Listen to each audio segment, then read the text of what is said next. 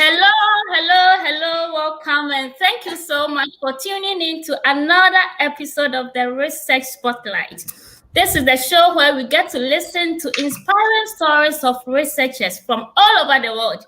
My name is Tisha, and today I have the absolute pleasure of speaking to a dynamic and passionate research scientist. He graduated with a PhD in chemical engineering from the Nanotechnology University in Singapore, holds a master's degree in energy technology and management from the Joint Graduate School of Energy and Environment, Bangkok, Thailand, and a BSc in chemical engineering from the Kwame Nkrumah University of Science and Technology, Ghana. Currently, he works as a research scientist at the French National Center for Scientific Research, CNRS, where his research career and passion lie in the use of innovative and disruptive technologies coupled with nanotechnology for the transformation of waste resources into valuable chemicals, fuels, and industrially relevant products.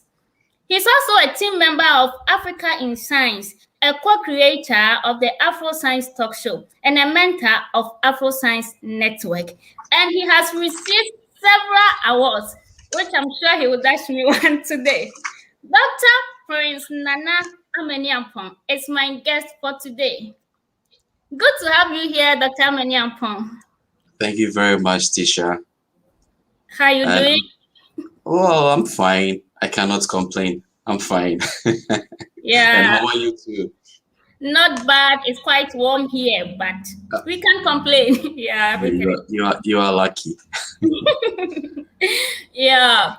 So before we start, how does it feel like having all these awards? Well, I think it's just normal. It's just trying to be the best version of yourself, and also trying to find solutions to problems. So it's in another way feels like a sense of responsibility because everyone looks up to you and you become a mentor to people, and so you just cannot fail. Yeah. So in a nutshell, that's how I will explain it. You just cannot fail. Yeah, you can't disappoint. Exactly. Yeah, when you have so many people looking up to you.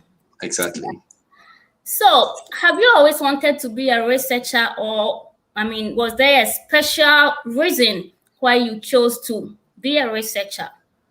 Well, that's a very interesting question. It's a journey. It's really been a journey. I remember when I was growing up, I actually grew up in a military setting because my dad was a military officer.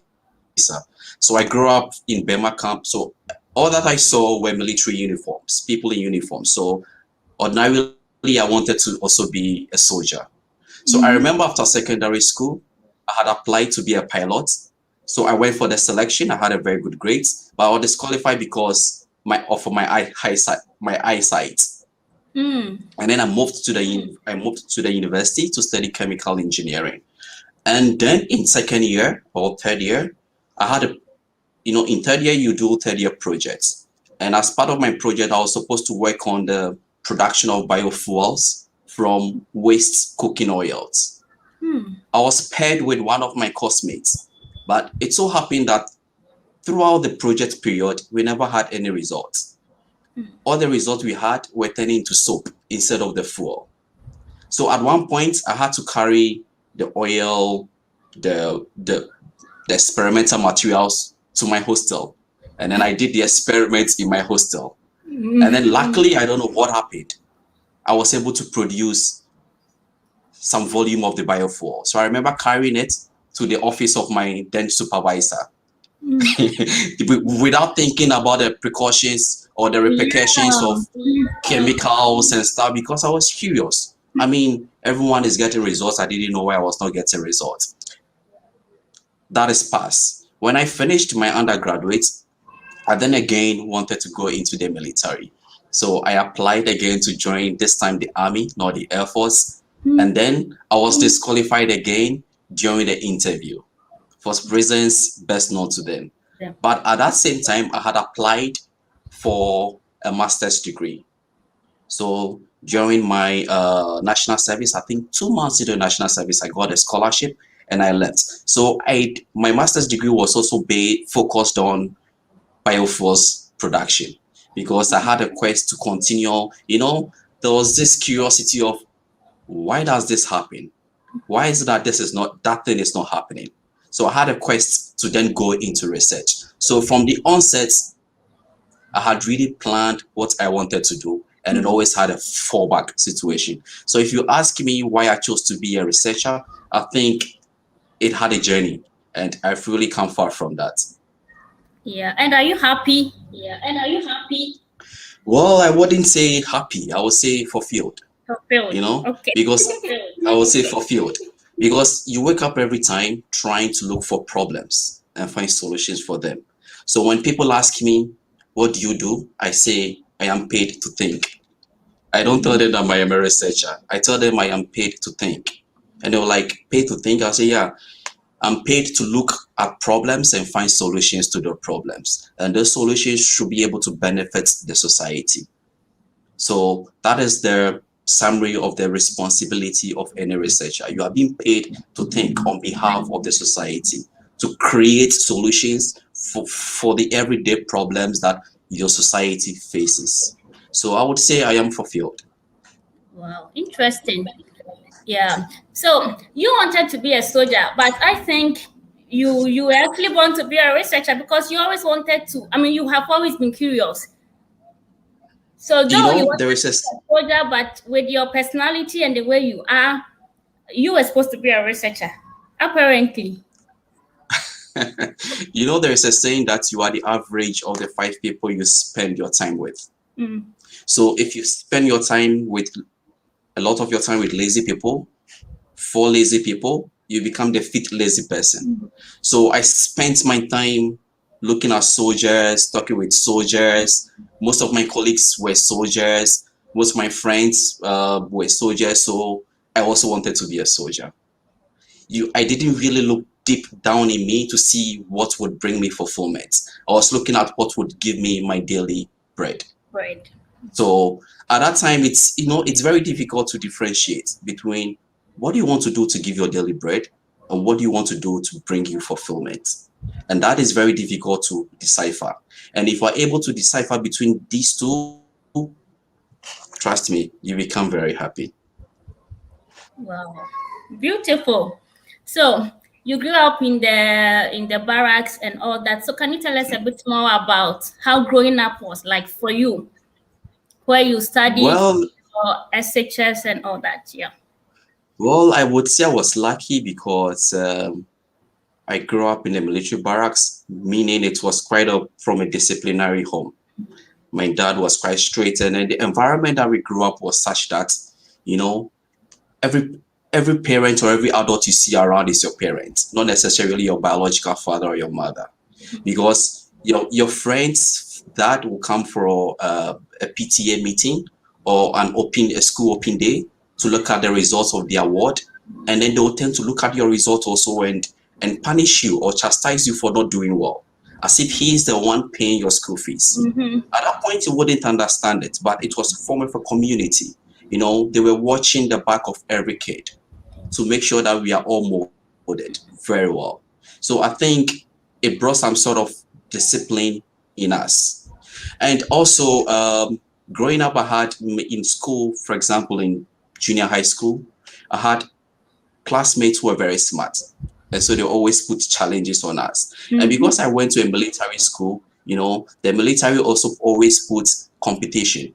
The first 3 best students will be going for air flying experience. So everyone wanted to do well, to go sit in the plane and then fly around.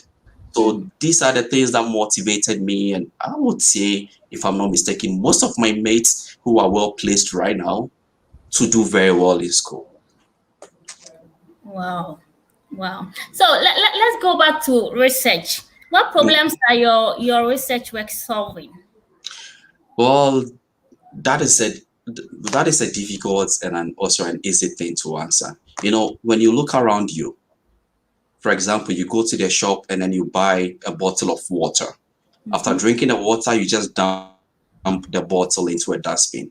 You don't think about what happened to the empty bottle, right? Yeah. What do you think about this? When you are thirsty, you go again to get another bottle of water. When you go to the market and you buy your vegetables and you cook, or for example, you store your vegetables in the refrigerator.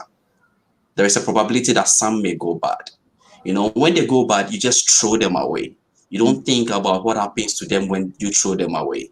And then when you get it wrapped, let's say you cut down trees and other stuffs, you are being tempted to burn the trees because probably you just want to eliminate those waste trees. So my research is looking at finding ways, environmentally efficient ways to convert all these things that ordinarily people consider waste into specialty products and chemicals. For example, I'll give you a typical example. You're a girl, a very beautiful girl. You go to the shop, you buy cosmetic. You don't even read what is written because it's a brand that you are used to. But what goes into it, you ordinarily do not care. But our research is that we disintegrate everything that goes, for example, into a cosmetic making and see what kind of products that we can replace with a renewable source. What kind of products in your cosmetic that we can replace with a renewable source? Because mostly these things are produced from a non-renewable resources. So our research, or my research, is focused on making a greener and a more sustainable way of producing very important industrially relevant chemicals from waste materials. Okay. That's interesting. We know some people are live watching us, and we encourage them to send in their questions or their comments. Yeah, let them send the questions. Let them feel free. I'll do my best to answer them. Yeah, we'll answer all those questions. Yeah. Okay, so in this line of research work, what are some of the challenges that you face? Is it that those of us who don't know about what you do continue to produce lots of waste to make the work more difficult, or what are some of the challenges? Well, I would say the challenges that we face are the challenges that every researcher will face, because research is like planting a grain of corn in the desert. Sometimes you would wish that you would hope that this grain can survive in the harsh conditions at the desert. And if you're lucky that they survive, or it does survive, you get maize to eat. And if not, you move on with the other stuffs. So sometimes, you will invest your time, you invest sleepless nights to write your proposals, apply for grants, you do your research, and you don't get any results at all. So these are some of the challenges that a normal or a typical researcher might face. But particularly in our kind of field that we do, being able to know what kind of waste material can give you a specific product is a typical challenge. And so what we do is that most often we liaise with industrial companies. So they tell us, oh, okay, Prince, we produce chemical A from oil, but these days we do not get the oil, or the process where we produce the oil is very dirty. Is it possible to get waste rubber tie, or to get waste food resources to produce that same product? So that is when we go back to the drawing board to structure out what we can do to help these companies. And then, in this form, we are working to benefit the society, but at the same time, we are working for ourselves also. Yeah. So what methods do you use? Is it experimental? Okay. For my specialty, I'm talking a little bit under a lot of confidentiality. So I will do my best to not disclose a lot of things. Have you ever had a kettle that boils water? You see, you hear a little bit of noise when you plug in the kettle. That noise is called cavitation. And then when you open it, I don't know if you ever tried, you see bubbles that are created in the kettle. Okay. Another example, when you take a bottle of champagne, you can see little bubbles that fly in the bottle of the champagne. So in my lab, we use a technology called ultrasound to create these bubbles. And inside these bubbles, we can generate very high temperature and very high pressure. But it warms up very quickly and cools down very quickly. And so we find a way to send these waste materials into these tiny bubbles and convert them to chemicals. And they release them into the bulk solution when they cool down. So it's kind of a little bit complex, but when you explain, it's very simple to the ordinary person. Yeah. Well, interesting. Thank you so much for taking us through what you do. I know you've studied in different countries, Singapore, Thailand, and now you're working in France. Okay. So what are some of the challenges that you have faced? I mean, not research-wise, but studying in different countries and working in a different country. Now, the first thing that I faced, it's culture shock. You have language shock, you have food shock, you have family shock, everything. But I have the philosophy and I think my philosophy is even biblical, because if you read Habakkuk 2:2, it says, write down the vision and make it clear. So if you have a vision, you write it down and then you make it very clear so that everyone that sees the vision will be able to carry on the right message to the other person. So when I intentionally plan what I want to do. So when you plan it, no matter the challenges that comes, you'll be able to overcome. So those are the little, I would say, tricks that I try to use whenever I move from one country to the other. But I'm not running away from the fact that, of course, you would have language barrier. You would have to make new friends. You would have to get accustomed to the environment to be able to be productive. And these are some of the things that prevent, a lot of people to want to travel abroad or to want to move out of their comfort zone to study. Yeah. Wow.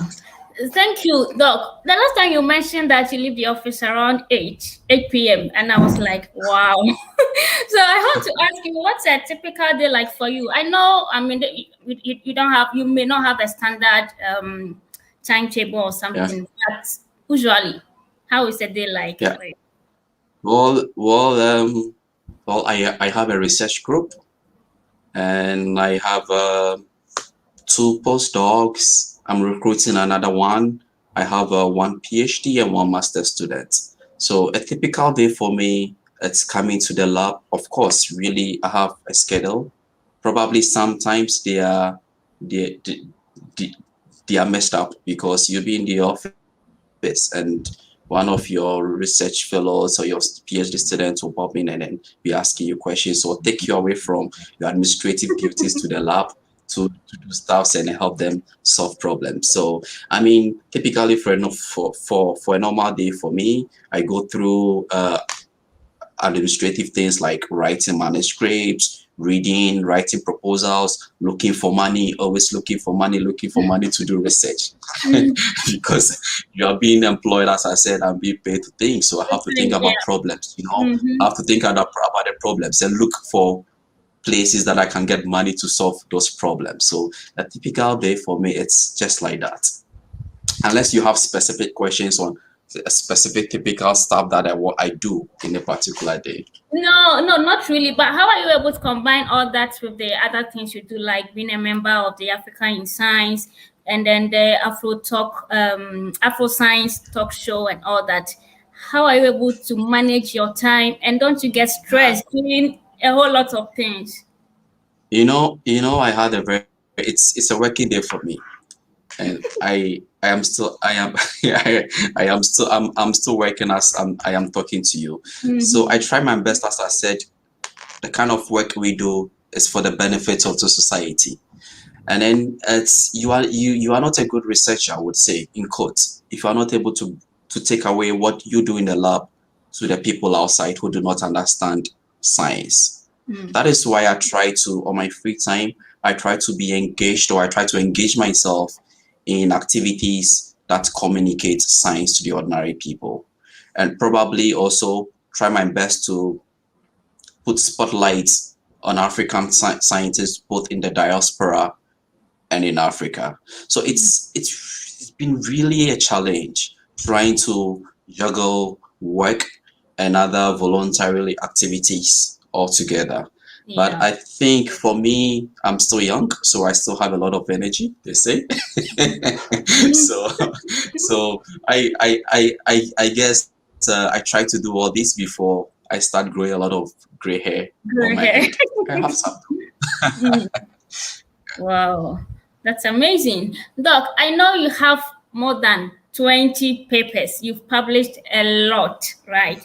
So Mm, can you take us through what it takes to publish it, to publish an article, or what goes on in publishing, and some of the papers you've published? I mean, what it was about, anything about articles. yes, yes. You know, publishing an article is just like cooking, Mm, or probably waking up in the morning and preparing for your typical day.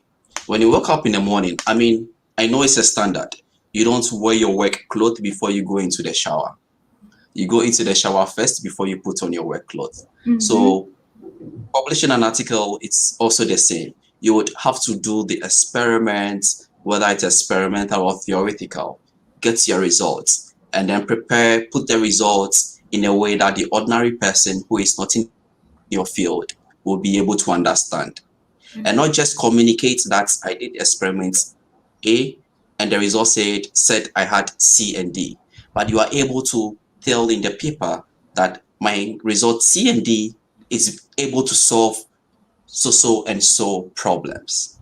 So that the ordinary person who reads your paper would say, uh-huh, I never knew this. So this is what this research actually means, and this is the problem that it's solving. So of course, there's a structure. You would mm-hmm, have to put your introduction, and the introduction is just a way to appease or attract the readers, give them a background. It's just like you've seen a beautiful girl that you want to propose to. You would have to put in some vibes to capture the attention of the beautiful girl. So in a research paper, in the introduction, you also have to put in some vibes to capture the attention of the reader. And then you mm-hmm, go to your experiment, how you design this, how you design that, how you're able to come to your result. Same way, you would have to tell the girl how you would take her out, how you take good care of her, and she would then think what to expect at the final result. And then your result is what you show, actually what you did. And the result, if the girl accepts, she would see for herself that if you're a good person or not. So that is the result. That is the result that you get from your experiment. And the conclusion should be able to tell your reviewers that, okay, I never knew this kind of thing existed, and this is the solution that these researchers are proposing.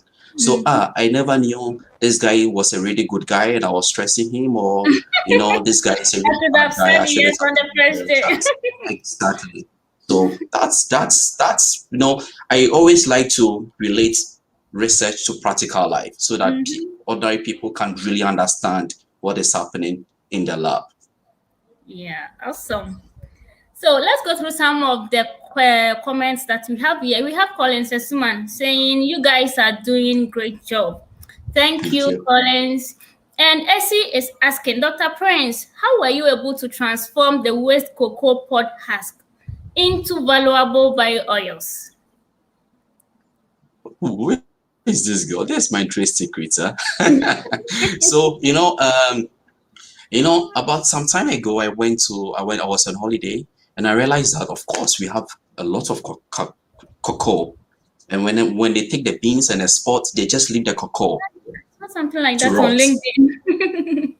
They just leave the cocoa to rot, and these are breeding grounds for black pod diseases, and they can contribute to the yield loss of cacao. So I thought of finding, normally as a scientist, you have to think and find solutions. So I thought of a solution, discussed with some people who are in Ghana, because I'm going to get my raw materials from Ghana.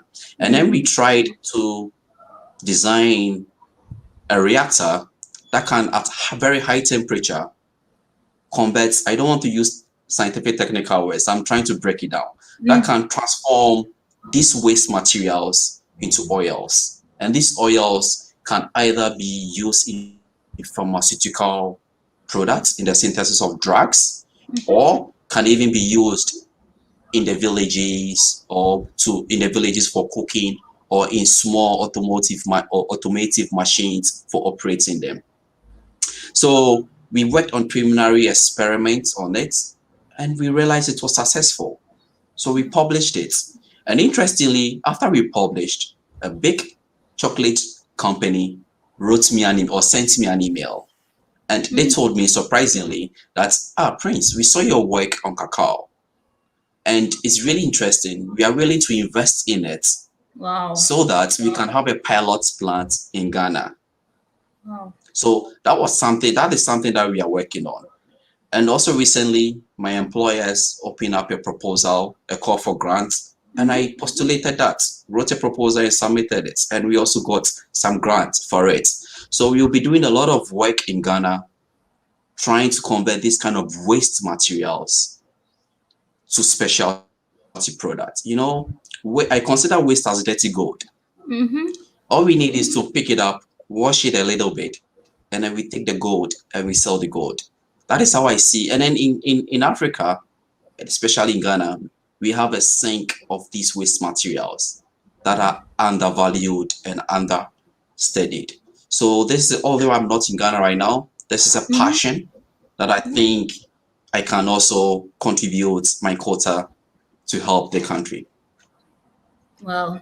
Beautiful. I hope I answered the question. Yeah, I see. I'm sure you've been answered. And are you looking for collaborators? Maybe there are some younger researchers or aspiring researchers watching. Yeah, and then they would want to, they want to collaborate with you.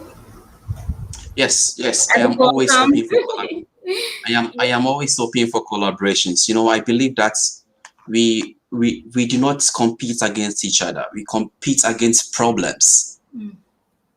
You know, so if we work together, we collaborate, we bring about a lot of breakthroughs.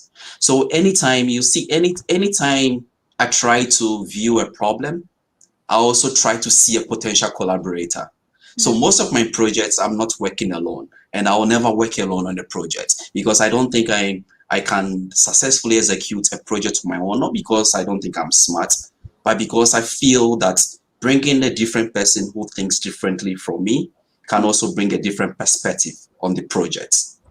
And, you know, the way I view things will not be the same way that you view things. So if you collaborate, you'll be able to put bits and pieces together to create a solution. I'll give an example. Some months ago, I brought this waste cacao, to my lab from Ghana. And then during the transportation, it was sent to me by DHL. And during the transportation, because it kept long, some of them were rotten. So when we were separating them, we separated the rotten ones from the good ones. We took the beans. One of my colleagues took the beans home to make chocolate. We were interested in the waste pod. One of my colleagues was looking at the rotten stuff, and he was just, you know, playing with it around. And then I told him, no, it was smelling. I told him to just keep it in the dustbin, but he was still playing with it. And he told me, Prince, I see that there is some chemicals coming from this rotten stuff, and it's very viscous. Can we extract the chemical? So I'll show you something. I think I have it. So we took the rotten stuff, we extracted that sticky chemical, and here it is. This is a very precious product from that rotten cacao pod husk that we never knew.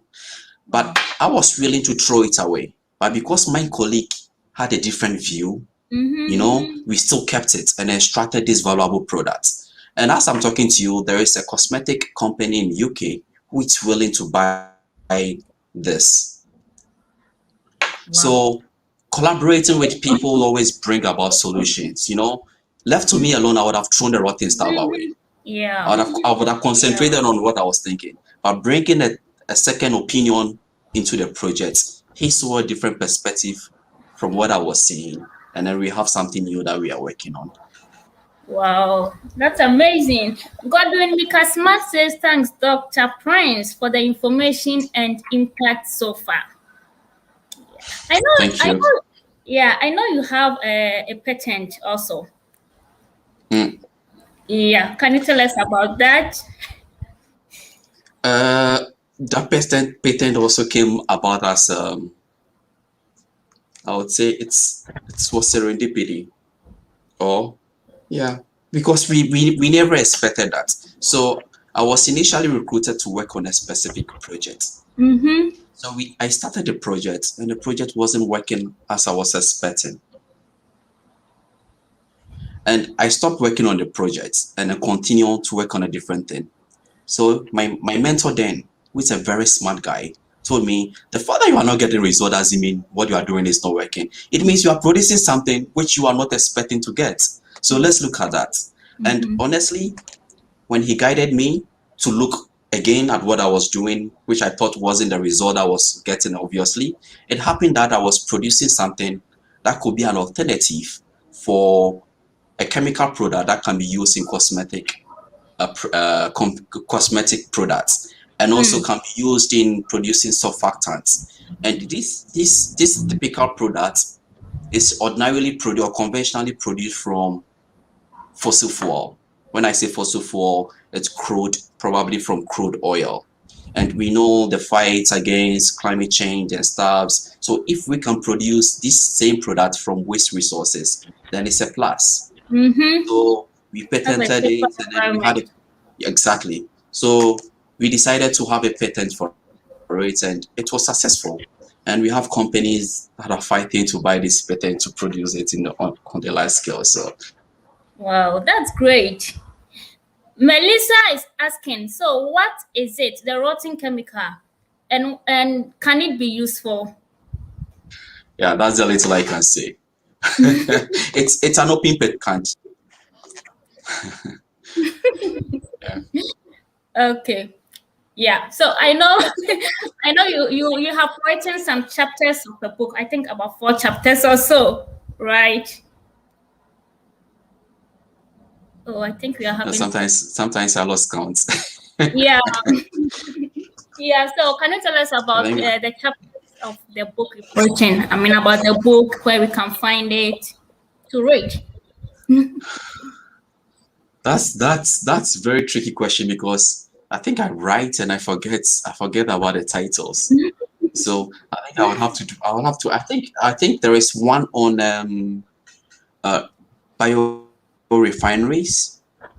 There's one on biorefineries, how to produce biofuels from lignocellulosic materials. When I say lignocellulosic materials, they are just like wood, biomass. Oh, okay. From biomass. From biomass. How to produce biofuels from biomass. How to produce aviation fuels that can be used in aeroplanes from biomass. And another one, it's on how to produce specialty chemicals also from biomass. When I say biomass, it includes food waste, it includes waste wood, anything that is non-edible. Yeah. Wow. Thank you. Thank you so much, Doc. So is there someone that you look up to? Well, yes.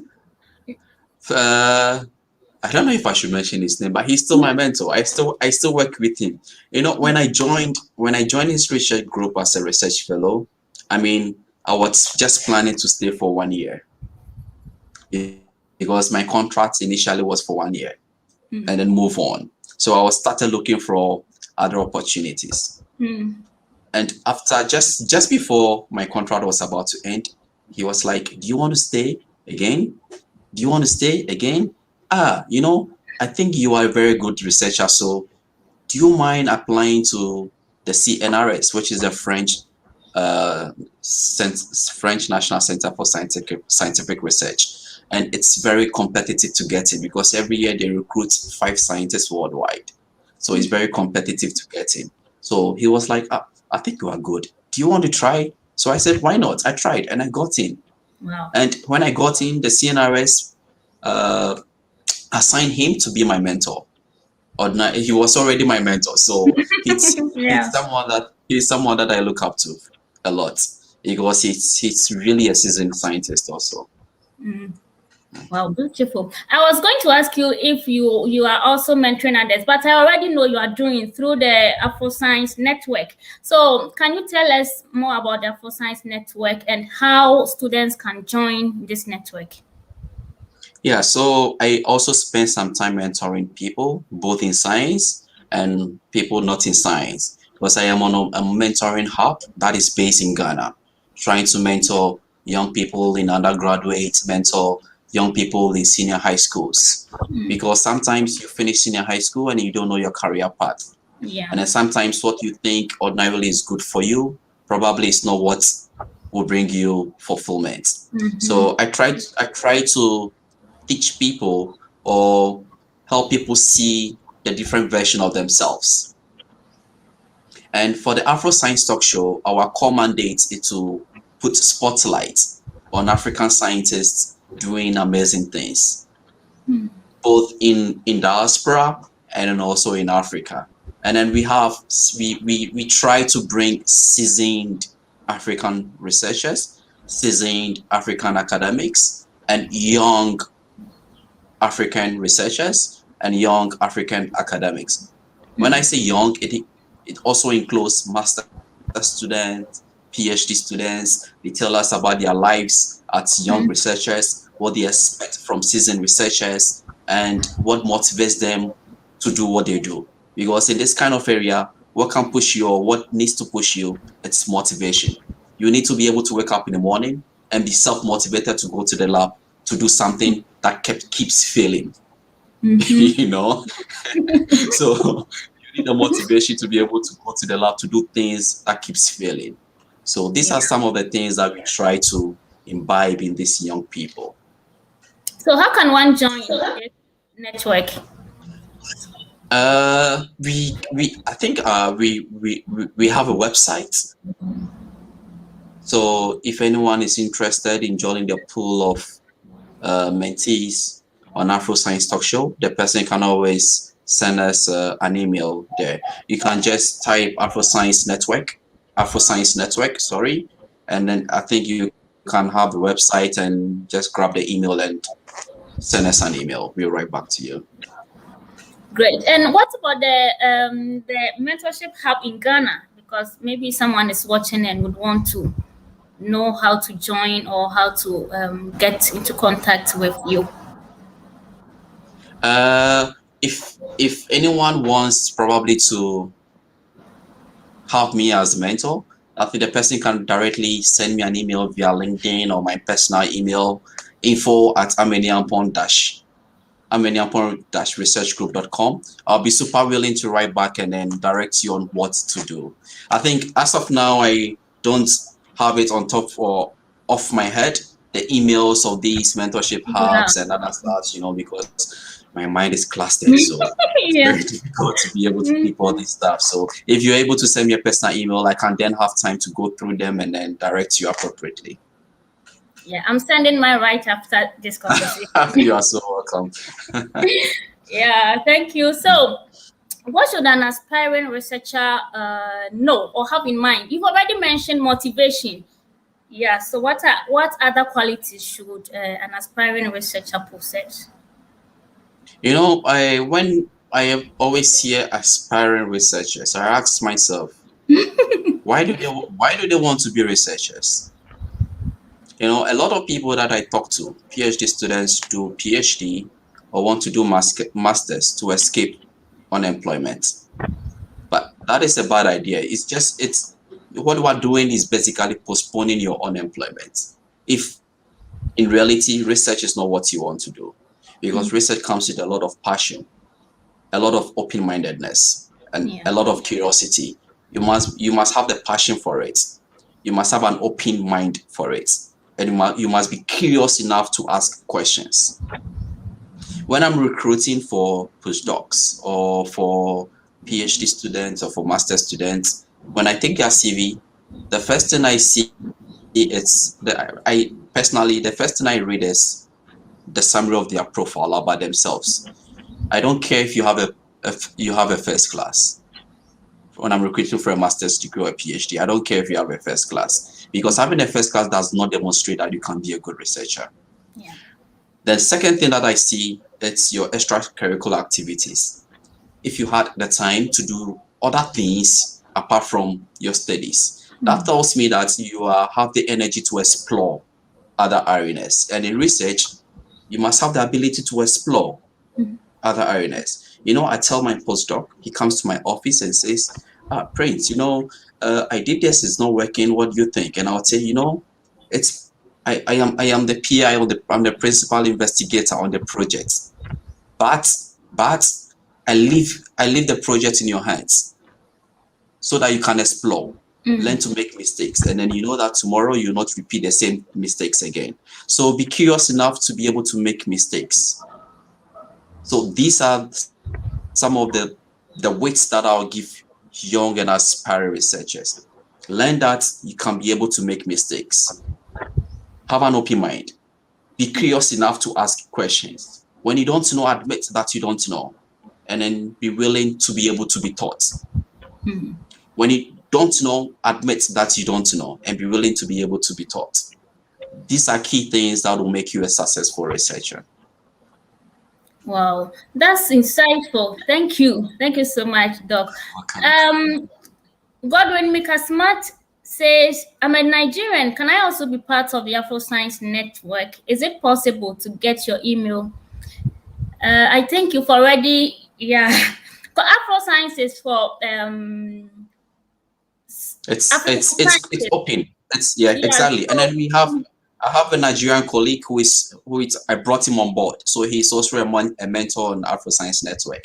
So it's not only tailored for Ghanaians. It's something very open for for Africans. And you can send him a message also on LinkedIn, as you said earlier. Yes. Right? Yes. Yeah. But please, when you are sending me a message, please say that you listen to Tisha, because I receive tons of messages on LinkedIn and I don't read them. So if you say you listen to Tisha, then I'll be able to attend to you. Yeah. Thank you, Godwin. I hope you have been answered. Yeah. So, Doc, we just talked about African science or scientists from Africa. So, right now, how do you see the research work in Africa, like the current situation of research work in Africa? I think it's better today, or it's better now than it was 10 years ago, because now we are having a lot of smart young people who are venturing into research. And I also know a lot of people who finished their PhD studies and went back home, and they are doing amazing stuffs. So I think when I'm comparing or I'm grading, I'll put now on a 5.5 and then before on a 0.8, because now even the very old people who in the past were not doing anything are being compelled to do research, because the younger ones are giving them a run for their money. So they are now awake and then trying to collaborate with the younger ones to do something on the continent. I'll give you examples. I am not in Ghana, but I try my best to push them, some of the researchers in my field, in research. When I see a problem, I can't say, okay, I'm doing it remotely from here, to go there and supervise. But to what end? We have researchers in the country. Bring them on board so that you form a team to be able to work on the problem that is going to solve, that is going to bring solutions to the people in Ghana. So if I see a problem and I think I have a solution to it, I'll not sit in front and work with my French colleagues on finding the solution, because at the end of the day, it should be able to benefit the people where we identify the problem. So I think now a lot of people are getting awake now and working quite hard. Yeah, so research now, I see it's quite better than it was before on the continent. Okay, so we can be hopeful that the future is brighter, right? Yes, I think the future is bright, if only it has good sense of sustainability, because now most fundings are not generated internally. Most fundings are coming from external donors. And so To what end? How long are they going to continue to fund research for Africans? So if we are able to generate internal funding in terms of research, we have the people there. We have very smart young researchers in Africa who are willing to do the work. But because the means or the ways to do them are not there, they are relaxed. It's just like you're a very good farmer. You want to plant maize, you want to plant rice. You have the seedling, but you don't have the hoe, you don't have the cutlass, you don't have anything to help you to cultivate it. So you sit down and then you allow birds to eat your seedlings. Yeah. That's how it is. Yeah. Hopefully we will get there. Yeah. We will. I'm very positive. Yeah. Great. So, Doc, I know that right now, because of technology, science, and everything, you can stay in France and still be working in Ghana or in Africa, right? But do you have plans of moving to join a group in Ghana? I mean, to work permanently? Well, I have had same question posed to me on several platforms, and a lot of times when I meet people in person. But what I also ask them back is, what is the ultimate goal of moving back? Is the ultimate goal to solve problems? How am I going to solve those problems? If I can sit here, pull strings together and get the resources to solve the problem there whilst I'm not there, isn't it better than being there physically and not being able to pull the strings and pretend to be solving problems when actually I am not solving problems? Because there are no resources when you move back. I mean, you'll be pretending to solve problems, but in truth, you'll not be solving anything. So I get this question often, and I pose it back to them, and they were like, "Ah, I think you are right." You know, I try to get grants and push the grants to work on problems in Ghana. Yeah. When I'm in Ghana, I will not get that exposure to be able to get these grants and bring them to Ghana.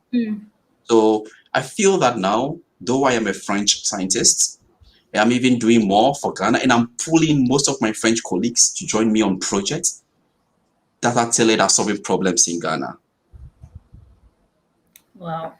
So I think it's a 50-50, but I'll put it 80-20. Because I feel that in this time where we call the world a global village, if we're very dynamic, you can be at point A and be solving problems at point B.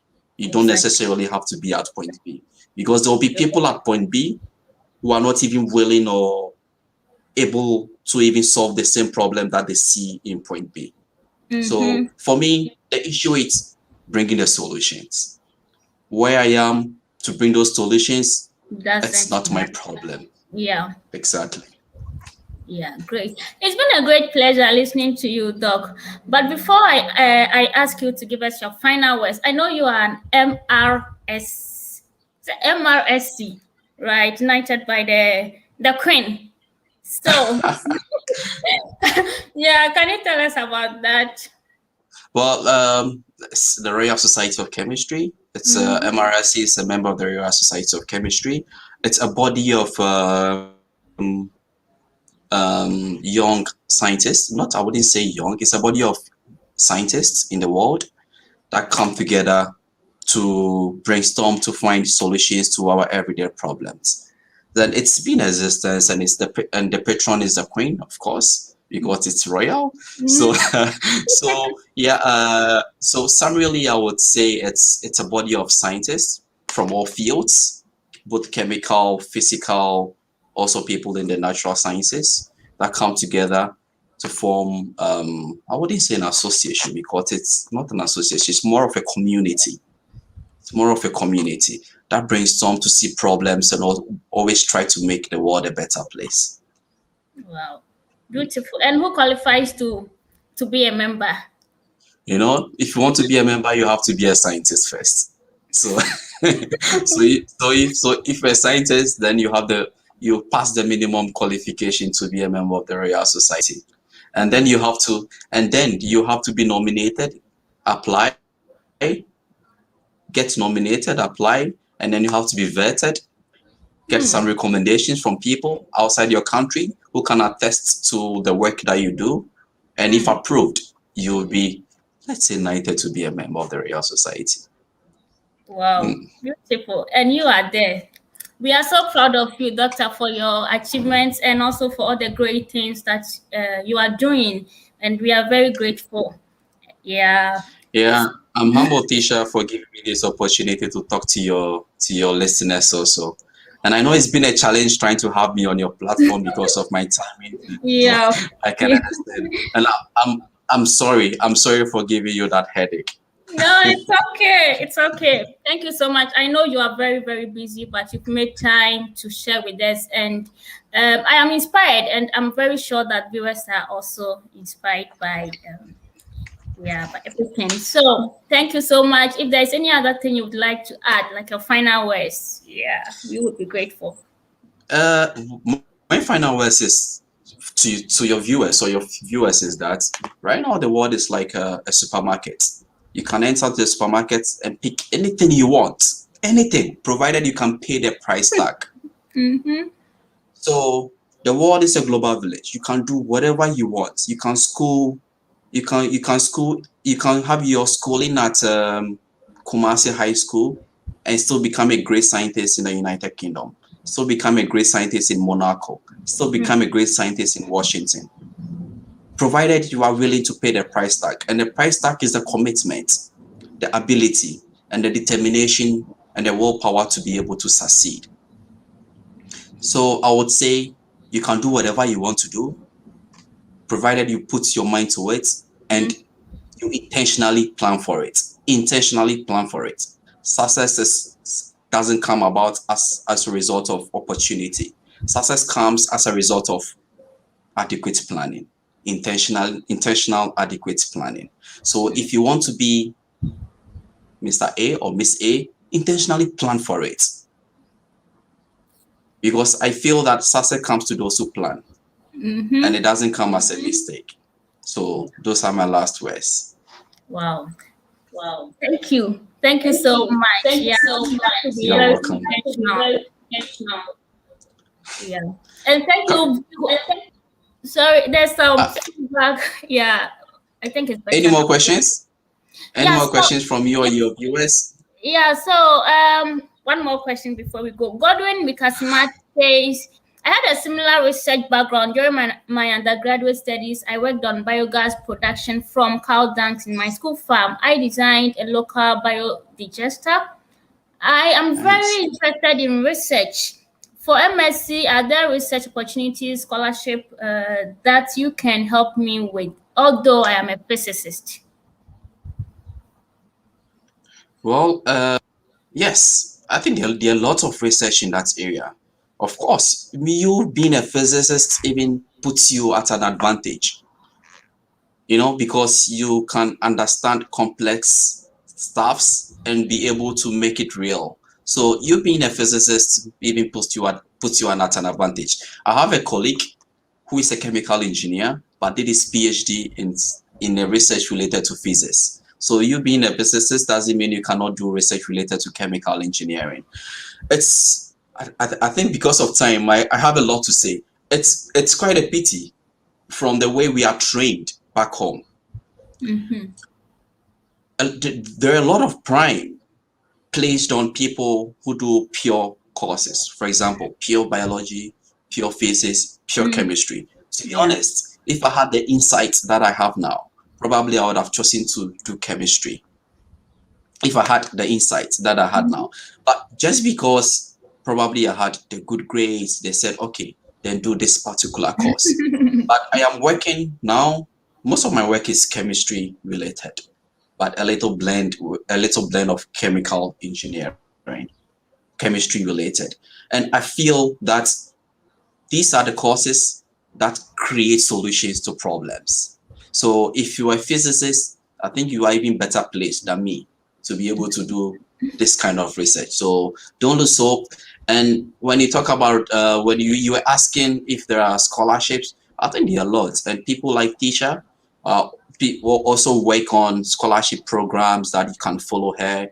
And if you need any advice on how to write proposal, just feel free to contact me. I will try my best to find time for you to also help you to polish your proposals for these scholarships. Well, thank you so much, Godwin. Yeah, so that's what doctor has said it all. So try to don't lose hope. Try to keep on pushing. Yeah. Okay, doctor, thank you so much. And viewers, thank you so much for staying tuned to today's episode. See you in our next episode. Bye-bye. Thank you very much. Have a nice day.